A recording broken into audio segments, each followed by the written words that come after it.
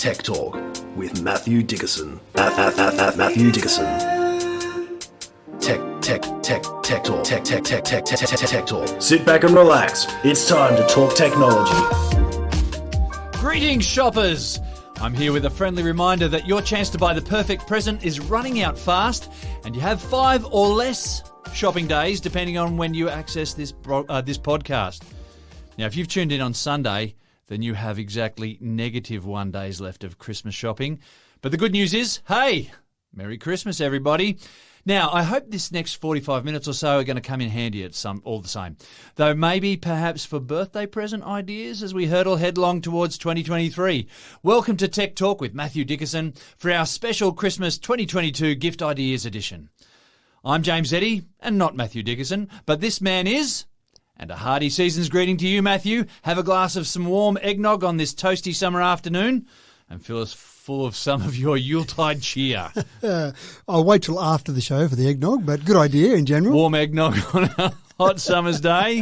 Bad choice, in the words of Will Ferrell. Now, I've got a special name for this gift edition, of course. I call it the 5G for Christmas.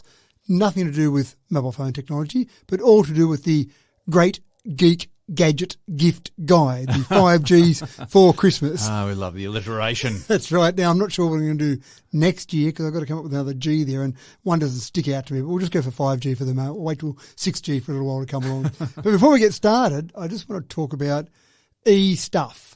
So we like our EVs. We've talked about those. Yeah. We've probably talked about e-scooters before. Is there anything you can't make E?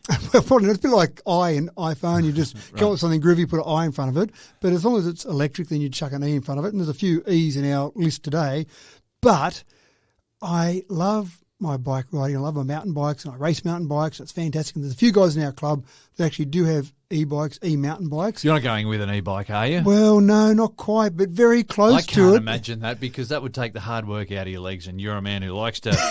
That's right. And it is get the best out of your ride. It is a bit disheartening when you're racing in a race, and we have handicaps and everything, so it's all quite fair and even. No one really complains about it, but you're going up a hill in a 3-hour race, and there's a guy beside you on an e-bike, and I have actually said to him during a race, so is the battery going to run out before the end? No, it's got 5 hours battery life. Damn, I've got to just try and work harder to get past you. But I love going for rides with my kids, but unfortunately I feel like I'm just not quite riding fast enough when I'm riding with my kids because they don't ride as often as I do, so they don't ride quite as fast. So we went out and said, you know what, maybe I should get soft on behalf of my kids. So we just bought an e-mountain bike for one of my kids. Oh, right. And it's fantastic because she now rides at the same pace that I ride at. I can ride at the pace that I want to ride at and go as hard as I like. She's doing it almost a bit too easy, depending on how easy she wants to do it, turning the e-bike up or down. But I've played around with them before and I've ridden them before. I'm not getting as soft as taking as my normal bike. But, gee, what a great way to commute. What a great way to get around. Yeah. Because if you wanted to, again, if she cranks it up to the highest level, I'm going flat out, working my little legs off as hard as I can, heart rate up around 160, and she's cruising along beside me just going, so what are we doing this weekend, Dad? All chatty and like, I'll tell you, when we get to the top of this hill. So they are a great thing, and the modern e-bikes, they're getting so much better. My bike is about 10 kilos, so it's quite a nice carbon mountain bike. This bike only weighs 17 kilos, but you've got all that. It's about 70-kilometre range on it, 70-kilometre range, and the motor on it looks quite slim. It sits in the actual bottom crank, so you've got a low centre of gravity, like with an EV. Mm-hmm. The battery's quite good in it. So I'm impressed with them. The technology, it comes on nice and smoothly, slowly tapers out so you don't get a big slowdown when you suddenly hit the speed, because in Australia they're only allowed to boost you up to 25 kilometres an hour. New Zealanders can go to 32, but Aussies can only go to 25. Good on those, conservative. That's right. Good on Too those careful. Kiwis. Yeah. But I do like them. I think they're great. And I'm sure at some stage in my life I'll get a bit older, a bit softer, and I'll go, you know what? Yeah. It's going to be sitting in the garage. My daughter won't be home, and I'll be going, gee, that looks attractive. I want to go for a ride today, and I'll just have one little go. And I know when I do that, that'll be it. It'll be all over. That's the end of it. So now does she just get like a bell under the Christmas tree on December 25th? Is that right? If that, that should be more than enough. Give her something to pump a tyre. She gets a new drink bottle. That's all. Okay, folks, we've got some rapid-fire tech gadgetry gift ideas to get through today. 20, no less, of the best tech-based Christmas present ideas. I hope that we're not too late for you folks. Some of them easily wrapped, some of them, well, good luck with that. Number 1, the B-Bird N3 Pro camera-equipped ear-cleaning tweezers. Why not? Of course. That's what you'd open up with. Ear-cleaning tweezers. Now, I will just mention the fact that all of these are available now. What we normally do on Tech Talk is talk about the future. What's coming up. Yeah. These are all things that are fairly recent in terms of when they've come out. Some of them might be maybe a year old, but most of them are months old, and you can get them. You can order them. I've made sure that all of these you can actually get online and order right now. And you can get ear cleaning tweezers, this is number one. Camera-equipped ear cleaning tweezers. Correct, because as doctors say, the only thing you should put in your ear to clean it out is something smaller than your elbow. Yes. So basically you don't put anything in there. In your ear. And you still see people buy cotton buds and they stick them in there and swirl them around and they just push the wax down in deeper against I was your actually eardrum. going to say it's worth Googling, should I clean my ears? Exactly right. Yeah. So The answer usually, is there, folks, and the answer is definitively no. correct. But anyway. That was before doctors saw camera-equipped ear cleaning tweezers. Oh, right, okay. And these are cool. These looks are like endorsed by Dr. Oz. That's right, or me, whichever. But it looks like, when you look at them, it looks like a little pen that sits in a charger, and it's just got a little pincer grip at the end with a camera in the middle of that, and of course a little LED light. You connect that to your phone via Bluetooth. You shine that in your ear. You're watching your phone, and you can see exactly what's there. So hopefully you can just get in there and I'm making the motions now. You can see towards my ear. Folks, it's awesome. You should see this. And you can actually just pull out that earwax and take care of it. Now, if you don't want to go and risk your hearing, which is probably a good thing, then I can still see these tweezers used for a whole range of other things.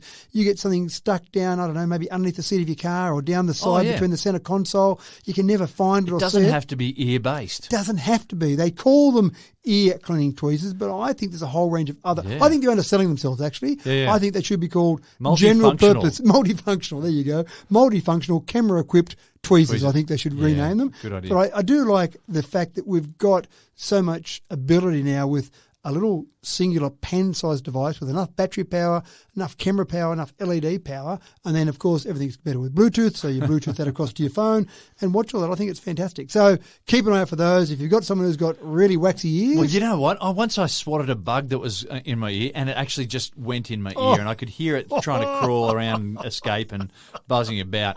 These tweezers would have been excellent in that Exactly instant. right. So Once in my life only. if you're planning on getting a bug in your ear that's going to make noise and send you absolutely crazy, this is what you need.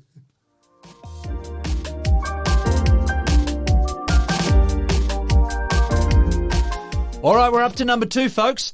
The Power Up 4.0 smartphone-controlled paper aeroplane. It's a remote-controlled paper aeroplane. Now, I've been waiting for this for 40 years, Matt. I've actually put this in there just for me, but apparently me and you now. If I don't get one under the Christmas tree this year, well, someone's not going to make it to Christmas lunch. Well, I love my paper aeroplane flying competitions, whether it's with some school friends that we might catch up with. Still, even now, when we catch up sometimes, someone will get out a few bits of paper and we'll start folding up paper aeroplanes. And I always used to go for the bullet shape, the long, skinny shape that was folded over multiple times to get very little wing area, and relied a lot on the throwing and just basically acting like a dart. Some of the other guys that I do it with get a bit more creative with it and actually go for a bit more wing area. It's always about the sharpness of the crease for mine. Well, I thought so too. You had to get it very sharp. Yeah. To if you give folded it too much, it got rounded, and it was just like throwing, I don't know, a piece of dowel at someone. But, which maybe is okay as well. But then you'd get the guys who would have a little bit of a twist on some of the wings to get some extra action out of it.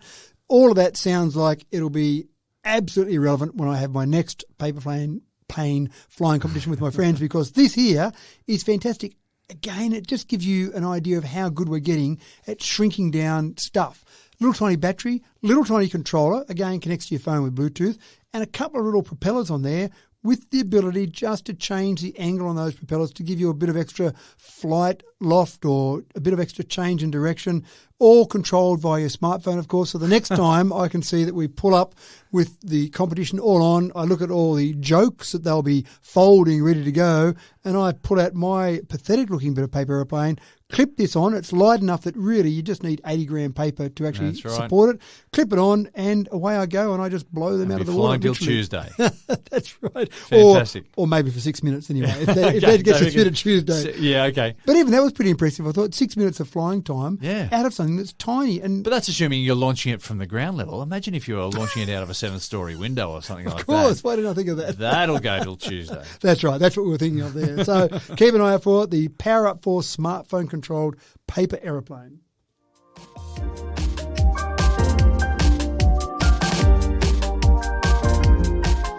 All right, folks, try this on for size. Number 3, the Go Cube. Smartphone connected speed cube. I'm getting a feeling of Rubik's Cube type thing here. Is that right? That's exactly right. So it is a Rubik's Cube, but it's not Rubik's. I don't want to say... It's Go. It's Go, that's right. But I don't want to say it for everything we're doing. But as Sheldon said in Big Bang Theory, everything goes better with Bluetooth. So why not a Rubik's Cube with Bluetooth? Now, I actually like this idea because a few of my kids and myself, when they come home for Christmas, we sit around, we put out the Rubik's Cubes, and we have some competition, of course. And it's deadly competition. And I'm getting a bit slow in my old age, so the kids are beating me these days. Arthritic in the wrists and stuff. Yeah, all those sorts of things. Whereas this here, what I like about it, and of course we argue a bit about the times we're doing, you sit the cube ready to go. It'll tell you a configuration on your phone that you should change it to ready for competition. And then when you pick it up and start moving it, the timer on your phone automatically starts. Right. It stops when it knows it's got the completed solution. So none of this whacking it down on the table, hitting the stopwatch. It's not quite done. That last bit wasn't in place. So you lose 1,000th of a second by dropping it on the table. That's right. And that can be the difference. That's the difference. It does. If you're a bit or having a bit of a struggle getting the solution, then it does actually give you some hints as well. It can tell you on screen on your phone. Good for me. Yeah, well, it can tell you if you want this cube to go from here to here or this corner piece to get over here, this is what you need to do. So it'll give you some hints as well. But I just love the idea that it's actually indicating to you in the virtual sense on your phone what's happening in the real sense on the cube itself. Now, I haven't tried one of these out. They do talk about it being a speed cube, and speed cubes typically, when I've played with proper speeding cubes, are a bit soft around the edges. They spin a bit easier. They don't get so clunky. You don't want to be doing yourself an injury on any sharp corners there. No, don't want to do that. But sometimes the speed cubes come apart a bit too easily. So you're going so fast, they're a bit looser in their joints, so they spin a bit easier, but then they do fall apart a bit easier as well. Picturing you going 1,000 miles an hour, and then all of a sudden this thing's just exploded and it's all over the floor. You're holding the skeleton of this. And I want to know what it shows on your phone when that happens. If it just shows a question mark next to it, if it shows a cube in lots of pieces. But it's pretty cool. I just think the idea of putting some of these sensors built into the cube, a battery inside it obviously, somewhere to charge it, all these things are completely useless for practical use, but it just shows off the technology we've got available to us. Awesome.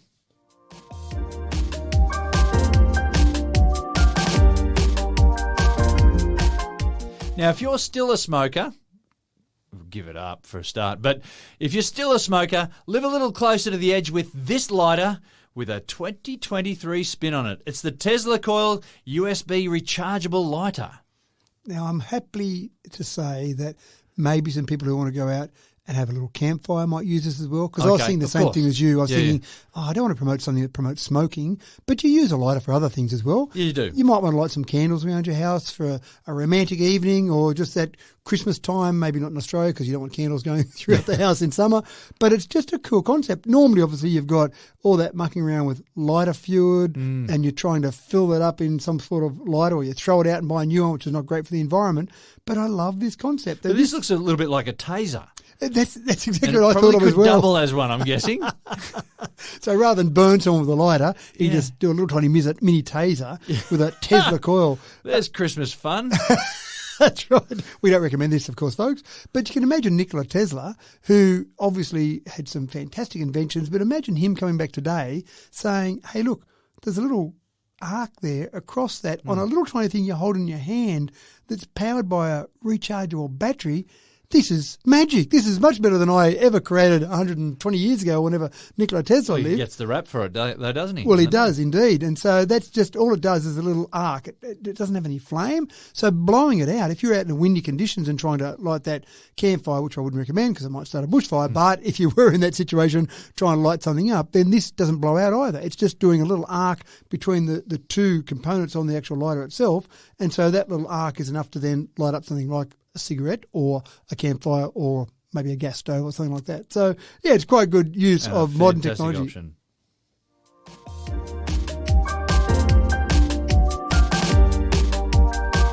Okay, folks, here's number 5. Now, gluing is so 2022. No one should be doing that anymore. How about in 2023, everyone is going to be welding their household repairs with a Bondic? Matt, hand me my gloves and my welder's mask. And it is very similar to welding. I mean, welding, as we know, melts two bits of metal that are next to each other and then joins them up once that metal cools down. But everything's made of plastic these days. Exactly You can't right. have it too hot. And things like sunglasses can be pretty expensive. You snap an arm off and you think, and there's just not enough surface area to glue those two components together. So this was actually invented by a dentist.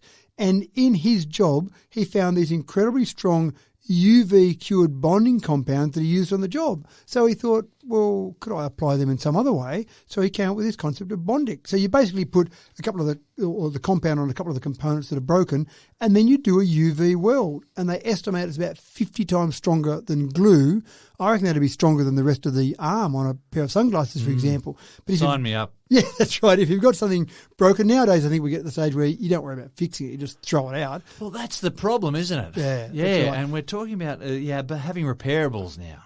Well, that'd be nice, I think, from an environmental perspective. But when you do pay a lot of money for sunnies, for example, you snap one of those arms, you think, oh, gee, I don't know if I want to go and do that. I mean, Harry Potter probably needed this for his Harry Potter series, didn't he, for his glasses? But it does sound pretty cool. Bondic, keep an eye out there for anything that you want to glue or bond together with plastic.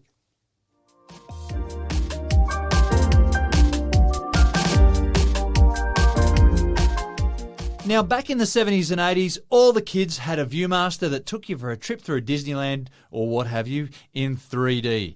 And it was awesome, and I miss it, and I want one for Christmas again. Can I have one in 2022? I can do better than that for you. What? Forget about the Safari Adventures or the Disney characters, all those things. Or it was like my favourite cartoons and stuff. They'd be in like 3D. It was awesome. It was. And I never had Bear one. or Flintstones or whatever, and it was just great. And I want to go home to my parents' house right now. I want to find it, and I want to play with it again. Oh, you were one of the rich kids that had one. I could never afford one. But friends of ours had, or friends of mine had them, and they were so cool. And kind of have a look through there, and it was this wonderful marvel of the world in front of you. But these are one step better. I've got to share with you though. There was one that was from a '70s TV show called Space 1999. Ooh. I want to go back and have a look at it just to... and see how wrong they were. So this one does all of that, but it's got an extra feature. When you order this for your friend, brother, cousin, or yourself, then you can order your own reel. You upload a bunch of photos and say, well, I don't want to see Disney characters or space in 1999.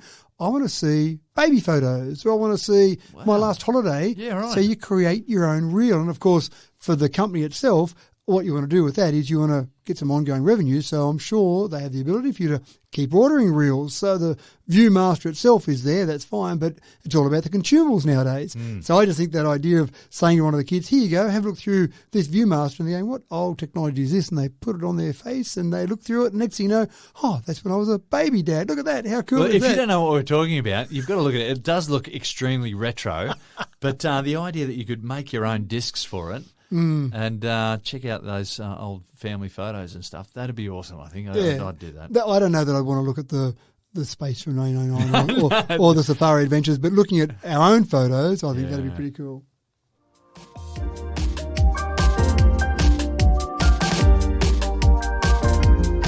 All right, number 7 now. Pot plants can be a little bit boring, folks, until you make them levitate. And then every pot plant is a dynamic science experiment.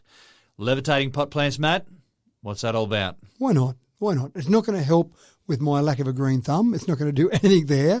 But just the idea. So you can just have a levitating pot with no plant. That's right, that might be a better idea. Or a plastic plant in there. 300 grams in particular, or this particular one can actually support in there. So that's a bit of soil and a nice plant. Yeah. But I just think sitting on the desk, sitting in the kitchen when people walk into your house, seeing a pot plant literally levitating there, I just think that looks pretty cool. Now, the other cool part is, I don't know if plants get dizzy, but you could give it a little spin. Yeah, that's what I'd be doing all day, every day. And because there's very little friction, a little bit of air resistance there, but very little friction, then that would spin for a long time. And I reckon that'd be the coolest part of it, just give it a little spin there.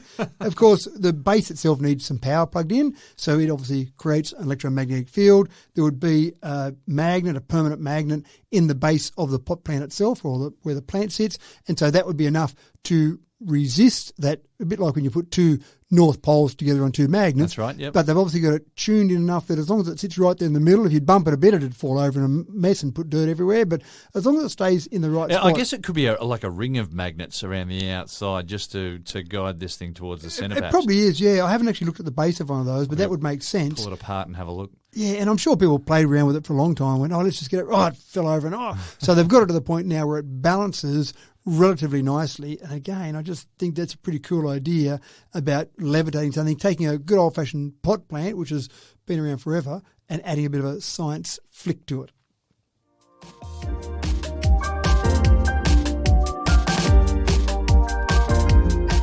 Well, if you're going to levitate your pots, you might as well levitate your lamps as well, Matt. This was an obvious one, for sure.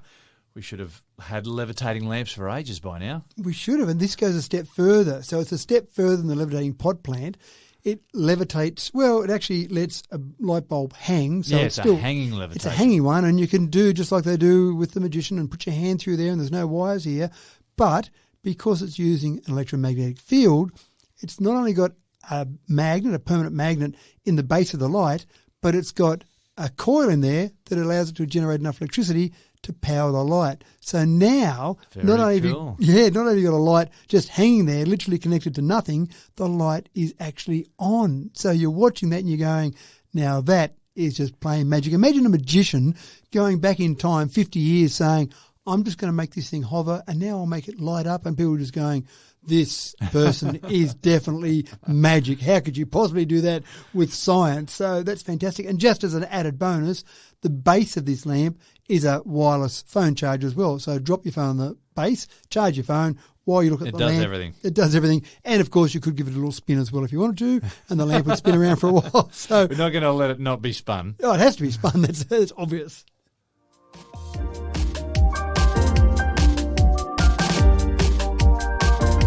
All right, folks, coming in at number 9, Bluetooth speakers are so old news, but Bluetooth speakers that look like some sort of droid from Star Wars are cool and new, and if I don't get one, I'll knock over the Christmas tree, and it won't be my fault.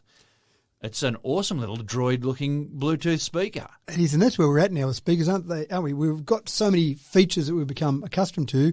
What else can you do with Bluetooth speakers? So you can make them look like stuff. That's right. And I wanted to have some Bluetooth speakers in here because some people still haven't got them. So I thought in my gift guide, in my 5G for Christmas, I needed some form of Bluetooth speaker, but I was just trying to find something that set themselves apart.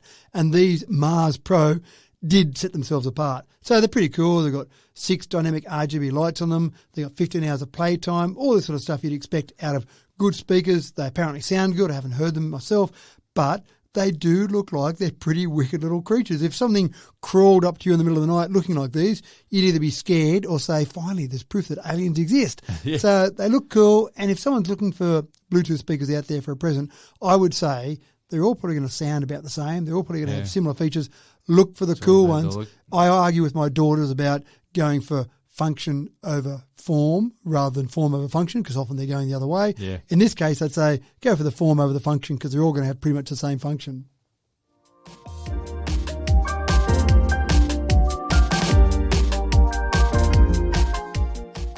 And at number 10, folks, handheld laser engraver and cutters. Folks, for that mandatory Boxing Day trip to the emergency ward, Matt, for ages 6 and up. These are seriously little laser engravers and cutters. I probably wouldn't recommend young children as a present. I think there's probably some sort of age on them, But they have do someone handy to drive you to the hospital. Yeah? That's right, very much so. And at least they'd know who it was because you could engrave your name on their arm or something. Name on your arm. But they're pretty cool. It is literally a handheld device, and it's got a shroud over it, presumably so that you can protect other things from being hit by it. But you can literally go up, program something into it, hold the shroud over it, and it will laser etch a name or whatever you might want into a device that's able to be done. But it's also got a little stand that comes with it, so you could actually sit, for example, a can of drink on there, and it's got rollers that it will roll around as it engraves on the actual can. So they've thought of different shaped devices, so glasses, drink holders, all sorts of things. You've got, I don't know, a new e-bike, for example, you want to laser engrave. Maybe it wouldn't be so good, might weaken the carbon somewhere, but that type of thing where you've got something new, maybe a skateboard, you could engrave whatever you want onto all these different things, and it's a laser engraver. So it's not just a little whirring wheel and scratches out a bit of metal. It's going to do the job properly. Thieves try and scratch that laser engraving off and see how you go. But yeah, it's a cutter as well, so I assume that you can slice stuff with it. Yeah, but I think it's laser fairly precision. I think thin things. I don't think you're going to get your 15 mil of sheet metal and drop it into this one and then cut through it. Hopefully not anyway. It does say it's got powerful laser cutting, but I am hoping that's just for thin things. I'm not convinced that I'd want this unleashed into the home for these thick things. Spiderwebs only, folks. That's right. But it's pretty cool too, 600 millimetres per second. So that sounds pretty impressive in terms of the speed that you're going to be able to engrave at. So you got those lineup of things, all those trophies that you're going to give to the soccer team or whatever it might be. You can make things engraved specifically for you or for your customization. And everyone's into things where you want to customize them now. It's not just a matter of getting off the shelf, because it's almost a bit boring getting presents like that. You want something that you know someone's made an effort to get. I sometimes get jigsaw puzzles. I get some pictures made up and then get jigsaw puzzles made up. I don't know if people ever do the jigsaw puzzle, but I just think the concept of, hey, that's a jigsaw puzzle with pictures of us as kids or whatever, I think that's pretty cool. These days it could be a hand laser cut jigsaw puzzle. It could indeed.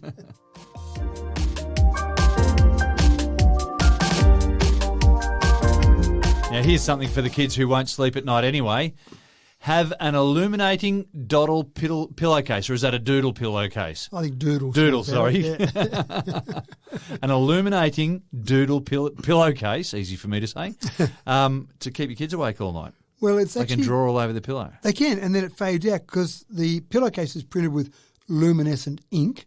And so then you use a little special pen that's obviously got a nice bright light in there, and you just draw a little picture on there and it will fade away after 10, 15 minutes or so. So you can doodle away and know that it's going to disappear. Too bad if you draw a beautiful bit of artwork that was worth millions of dollars, but it's going to fade away.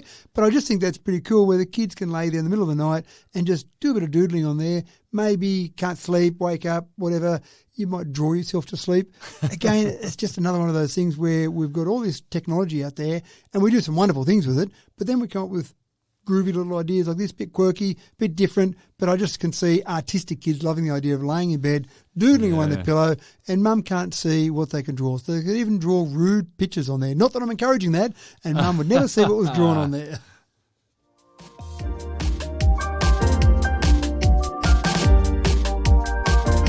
All right, here's a functional one for you. The instant translator allows you to blurt your English and have it re-blurted into any one of 36 other languages. Does it do deep southern US like the Louisiana swamp talk? Well, actually, it was funny. I went to a Billy Joel concert the other day and he was very impressed with Australians because he said he loves coming to Australia because he can almost understand the language because it's similar to the language that they speak back home in the US. And I think we're a bit the same sometimes, aren't we? That deep southern drawl, even some of the Irish accents you might get, even though they're all English, sometimes they're a bit hard to understand. So carefully. In answer to your question, no, it doesn't do those deep different accents.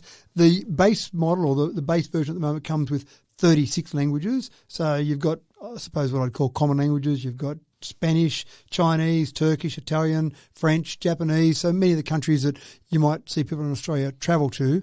And we've done some similar things to this before. We've looked at some similar things.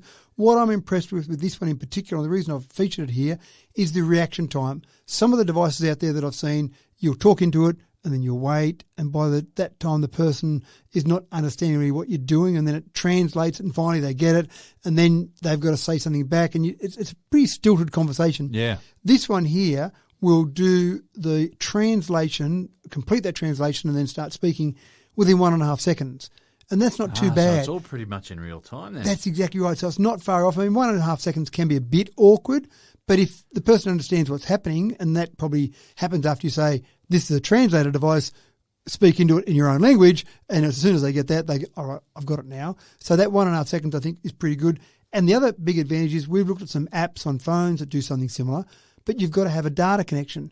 And logically, you'd probably be using this when you travel overseas. Yeah. And for some people, they don't want to go and put a SIM in that's got a lot of data on there because they can get expensive with an overseas SIM card. So they just use Wi-Fi as they go around, but it means they haven't got it everywhere. Yeah. And, of course, the time you want this is the time that you haven't got access to Wi-Fi, because you might be saying, how do I get access to Wi-Fi in another language before I can get the translation, and you go in a loop.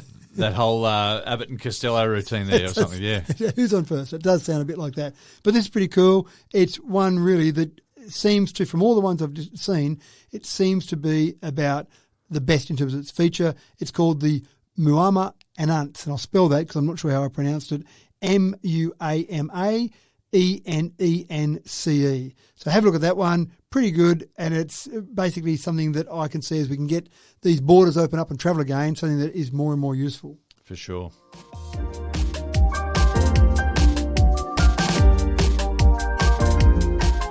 Okay, so if a smartwatch is too big and too wristy for you, try a smart ring to track your day-to-day goings on. Matt, the smart ring. I am blown away by this. The smart rings have been getting a bit of traction, getting there slowly. They've been a bit clumsy and a bit big, and they've got to fit a battery inside them. But now we're getting to the point, and this one in particular, the Oura ring, O-U-R-A ring, this one in particular tracks your sleep, tracks your heart rate, tracks your oxygen level, tracks your recovery after some exercise. So it's pretty impressive, all of that with a little ring that you just sit on your finger. Obviously, it links up to your phone via Bluetooth, surprise, surprise. But it's still got to have enough battery power to analyse all that, to track all that before it sends that information across, or as it sends its information across to a phone. So I was pretty impressed with that. You actually get several days battery life out of it, depending on how active you are, obviously. But I thought, oh, this is going to be something that you have to charge up 3 times a day. But it's not too big. And again, some of the ones I've seen in the past are so chunky that you'd feel like you're almost like Dr. Spock when you've got your fingers spread apart there. Yeah. This one, actually, you could hold your hand quite sensibly. And if you ride a bike or you go out running or you're playing a bit of tennis, you could actually wear that while you're doing all of that, which is what you want to do. That's very sleek and it probably looks pretty good on you too. It probably does, that's right. I'm not sure how a partner would feel if you gave them that as an engagement ring, for example. Might be a little bit, what are you saying, that I Like need to do some weight here? Slap in the face or something. Yeah, That's right. But I think it'll be worthwhile getting for someone as a present. The only tricky part is getting the ring size right. You want to have it so that it doesn't cut off circulation and they lose a finger. Oh, yeah, of course. But if it's sloppy and loose, it doesn't actually allow it to track all the things you need to track. There is, when you order it, you actually can get a little plastic sizing module sent out first, get the size exactly right before you then get the ring. So it can be a 2-step process. But even if you said to someone as a present, this is what I'm getting you, now you just need to get your finger right in this particular device here, and then it'll come in. Not quite as exciting as having the actual thing under the Christmas tree. Sneaky thing to surprise someone with. Yeah, that's particularly right. if you go up to, say, your wife and say, can you put your finger in this? And she says, I'm going to get a gold ring or another diamond or something like that. And you... Are you saying this wouldn't be as exciting as a diamond ring? Well, for some people it would be. This is actually cheaper than most diamond rings I've seen, Oh, and practical. I would hope so. That's the thing that I get out of diamond rings. Don't get me started. Where's the practicality of that? And I can have that argument with my wife all day long. But it looks good. It looks good. Yeah, but where's the practicality of that? So go for this option if someone is practical in your life. Don't get it if someone's a diamond ring. Yeah. It's just,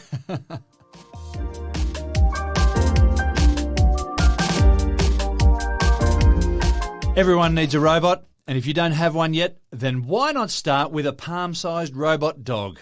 Why not? Why not? This is manufactured by a company called Petoi, P-E-T-O-I, and their main goal is to produce simple, innovative pets. Now, I would have thought that meant they were a dog breeding company or a cat breeding company, but no, they want to produce simple, innovative pets that are, well, robots. And why not? Minus the poop. Minus the poop, minus the ongoing veterinary bills. Sorry to all the vets out there. Yeah. But this is the sort of thing that I think if you've got someone, probably a child in your life, that you can see having some sort of future in robotics, in programming maybe. If you just want to really fuel those sort of ideas they've got at an early age, this is the sort of thing that I think would be great for them. You put it together yourself for a start.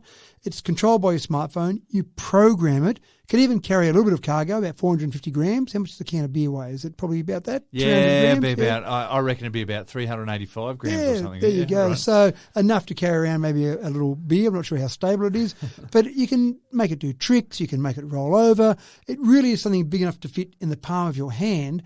But again, I just think it'd be giving someone some excitement about, oh, look what I did there, Dad. I got it to flip over and I had to program these lines of code to make it happen. I reckon this is one of those little knick-knack toys that everyone wants to have a go at on Christmas Day and then on Boxing Day. It keeps everyone occupied all the way through New Year's. And you're saying that after that?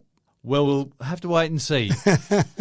Folks, go and get one of these and then report in and tell us how long you lasted for. That's right. But I think if you had someone who had some interest in that, it'd last for a long time. Absolutely. Maybe for the rest of the family. By the end of Christmas Day, they might be sick of it. Okay, we've seen it flip over 28 times so far. Can you do another trick with it? Bring the can of beer might be not a bad trick either.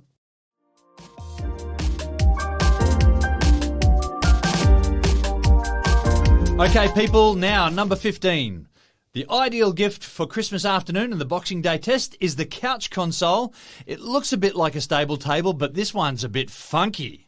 And I struggled to fit it into a Tech Talk gift guide, but it was too cool. It was just too cool? I just imagined someone sitting there using their phone, using their devices, and having their nice drink, coffee, wine, whatever. And, of course, you spill it on your electronic devices. They aren't all waterproof these days.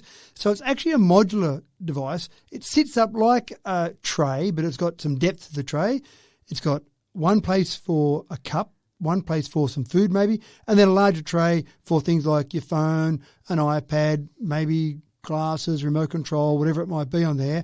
But they're all modular, so they'll click in and out. So you can end up with 4 glasses for 4 friends, of course, not for one person with 4 glasses, having there, but it's all self-balancing. So the cup sits there. So you can even carry it from the kitchen with minimal chance of spilling. And you can even sit it on the couch. Then when you sit down and the whole thing moves, the self-balancing cup actually balances completely. So sitting back on the couch, playing games, watching TV, whatever you might want to do, I just thought it looked too cool not to include in some sort of vague Tech Talk-ish No, it'll do me. It passes. Well done. Nice choice.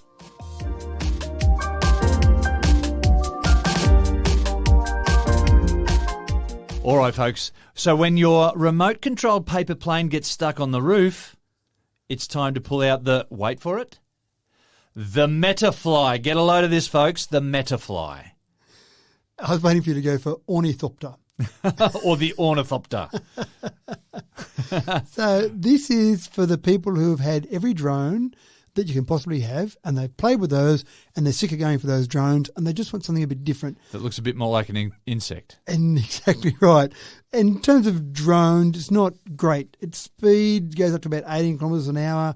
It's got about 100-metre range from the controller, 8-minute flight time, but it looks like a big bug. And it's flapping its wings like a big bug. Now, you can imagine how hard really that was. It's fragile, but I just reckon it probably goes like the clappers. It's probably great.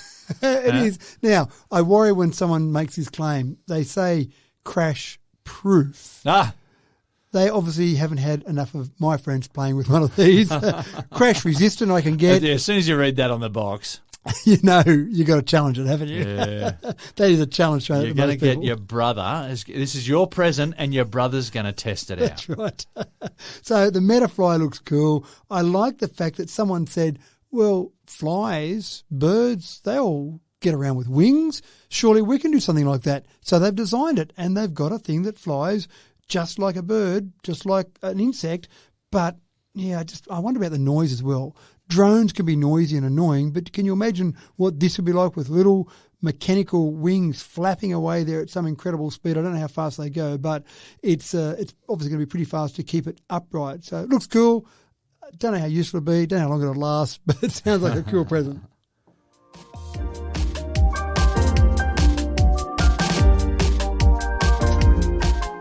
This next little number would have definitely featured in any Eddie Santa sack back in the day if it had been around back then, but we're living in the future now, folks, so obviously that couldn't have happened.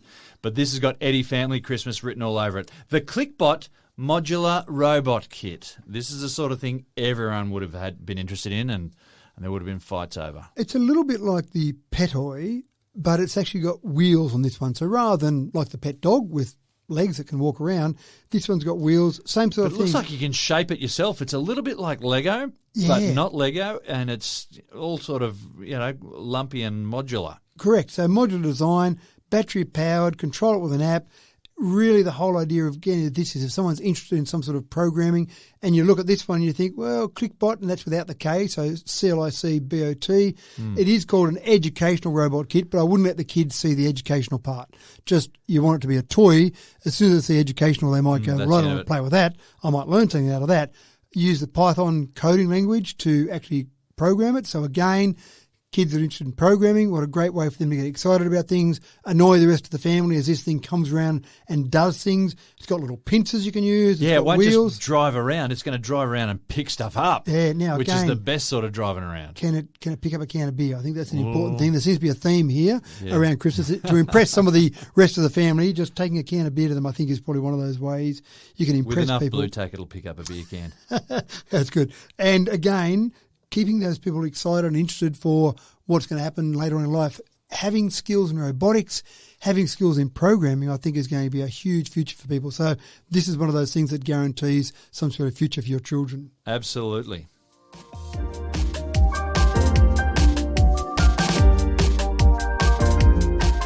All right, we're nearly at the end, folks, but number 18. Everyone has a headlamp these days. But how many people have a multifunctional headlamp with a motion sensor? Answer, not enough people. Get one of these, folks. It actually looks really cool. I've got headlamps for different things that I do, but they've all got a big chunky light out the front. And sometimes it's in the road. If I go bike riding at night time, for example, it might get a bit stuck under my helmet and it's all a bit clumsy. But this has just got a strip, an LED strip across the front. And I thought that was a fantastic way of actually getting a great light spread out in front of you and also making it very compact.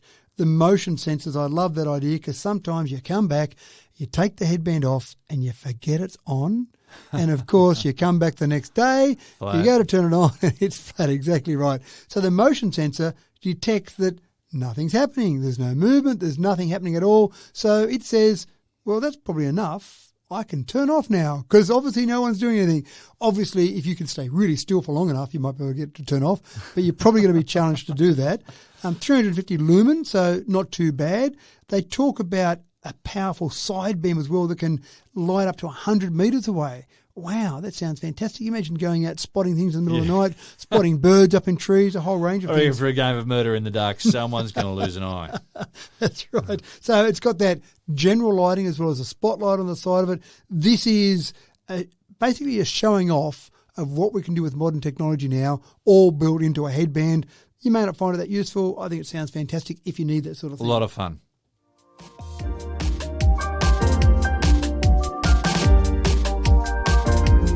Now, being a not-so-closeted nerd, I was often very pleased to receive a fresh, hardbound notebook and pen for Christmas, and come to think of it, I reckon I'd be pretty happy with that this year if anyone's looking to buy for me. But the extra tech spin, folks, try a Rocket Core notebook. Matt, I'm starting to hyperventilate. Can you please take over? Now, when you say notebook, you're not talking about a computer notebook, are you? You're talking about I was things talking with little about rings down the lots side. of pages, had a hardbound cover and all that sort of stuff, and it was fresh and it had all that new paper, and I get all excited and just start writing stuff in it. Now, you might think less of me when I tell you this story, but maybe you'll think more of me after you told me that story. Maybe I will. We did a competition at one stage where one of the businesses I was associated with, we said, let's do a little gimmicky giveaway, and we came up with the idea of advertising or giving away a notebook. Now, you can imagine... with pages and... Well, we didn't specify, did we? So you can imagine that people would be pretty excited. People lining up at the door thinking they were going to get a laptop. I would have been there for the piece of paper and the pen. Well, you might have been, so maybe it was more impressive for you, but we did the prize draw and said, congratulations, sir, you've won a notebook. And we pulled out a $2 notebook and said, there you go. There was eventual laughter, but I'm not sure that everyone was that impressed to begin with. Looking at you going, is he for real? No, where's the real notebook? Yeah, that's right.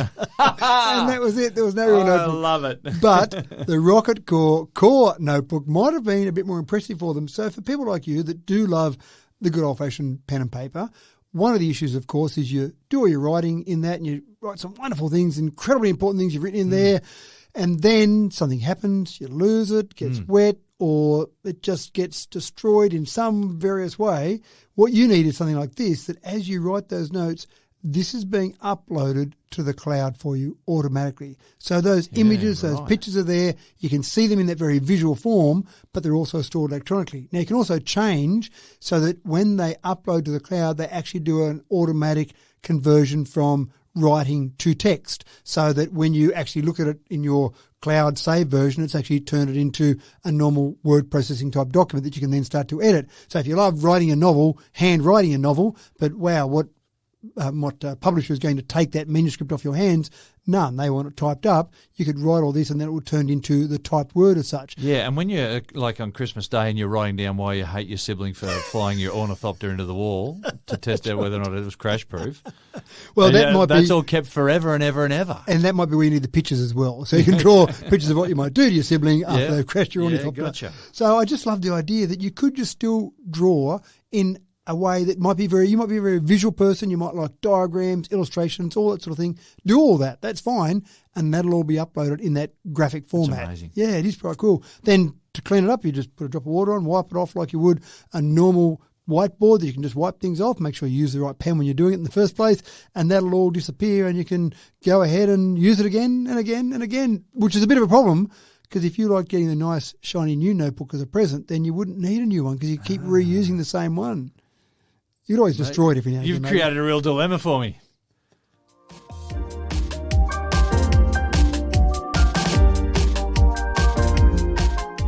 And last but not least, folks, it's number 20. You've seen by now the endless stream of new gym gear that easily folds and stores away under your bed. They claim to be so versatile and lightweight and user-friendly, but are frequently not. Now, I'm a gym gear skeptic, but this portable gym gear looks like you could actually take it in your carry-on luggage, Matt, when you go on a flight. It is small enough to do that. But do you remember, I can't remember the name of them, do you remember those ones that you used to see advertised in Fandom comics that were green and had a long bar and two ends on it and you just have to push it together? I don't know. It's like a chest expander but in reverse, yeah? Yeah, it was like that. Yeah. And I can't remember what it was called for the life of me. You didn't send away for that and actually get one sent. I saw them and I thought, that can't do much. It could basically build up some pecs maybe. And I thought of that when I saw this, but then I started reading about this a bit more. And it sounds like literally a complete gym in one little device. It looks like the bow from a bow and arrow. So it's got a curved look to it. Right. And then you've got devices and cables and resistance and all sorts of things built in. You can change the shape of it, change it into an L shape, start working your biceps, do your quads. Basically every muscle group in your body could be taken care of with this. Now, again, you might think, well, where's the tech in this? Well, the tech in this really is after we've used all these other devices sitting around on the couch, we go and do some exercise, surely. So this is the sort of thing you want to do some exercise. But there's actually an incredible amount of technology. They call it the OYO, OYO, personal gym. And essentially it comes with, as I said, everything you could take away with you in a suitcase, go traveling, and you know that you can still do the same workout wherever you go. 60 different workout videos they've got as part of it using this device in so many different ways. So I just thought the cleverness in that. Extremely versatile. And that's it, the versatility built into that I thought was pretty cool. So, yeah, that one might struggle to hit the tech list if you think all tech's got to be electronic. But if you go back to caveman, tech was a hammer that someone used to start crushing up some rocks. So tech can apply in different ways. And though he doesn't endorse it, I'm sure Chuck Norris wouldn't hate it. Exactly right. And that rounds off our 2022 Christmas list, folks. If you can't find something in that list for every single person on your list, then quite clearly you cannot be helped. You're on your own, and stop being so difficult. Matthew, I want to thank you very much for a really fun and enlightening year at Tech Talk. Well done on putting together another great show, and week after week after week, it's a really top effort. Oh, thank you. And Merry Christmas to, of course, all our listeners. Thank you for the support we've had. We keep building those numbers up, which is fantastic and very exciting. And, of course, when we get feedback from people, I get pretty excited about that because it means people are listening out there. Yeah. Sure, we get download stats and all the rest of it, but when you actually get some real feedback from someone, it's pretty exciting. So it's been another great year. Season 2 just about to come to its conclusion, and Season 3 will build up again. But one of the things that's fascinating, and we often talk about this off air, one of the things that's fascinating, there are so many stories out there, so many new tech devices. We normally do 9 each week, but we could do 9 each day. There are so many things that are happening out there in the tech world. It is fascinating, but it's exciting to be a part of it. And if, I suppose from my perspective, if we feel like we can actually help communicate that out to the rest of the world and help educate people in what's happening and what's coming, I think we've done one little bit in that whole piece of moving the world forward. Yeah, charging headlong into a brave new world. And folks, that just rounds it up. Thank you very much. I'm James Eddy. I've been your host today, and we love it that you will constantly tune in to Tech Talk, and we look forward to having you again in 2023. Tune in again. We'll see you then. Thanks very much, folks.